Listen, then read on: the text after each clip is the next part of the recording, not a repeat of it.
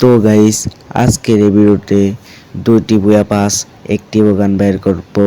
তো এই ভিডিওটা সম্পূর্ণ দেখার জন্য অনুরোধ রইল। আর টিকটকটা দেখে থাকলে একটি ফলো করে দিবেন, আর ইউটিউব থেকে দেখে থাকলে একটি সাবস্ক্রাইব করে দিবেন। তো ভিডিওটা শুরু করা যাক।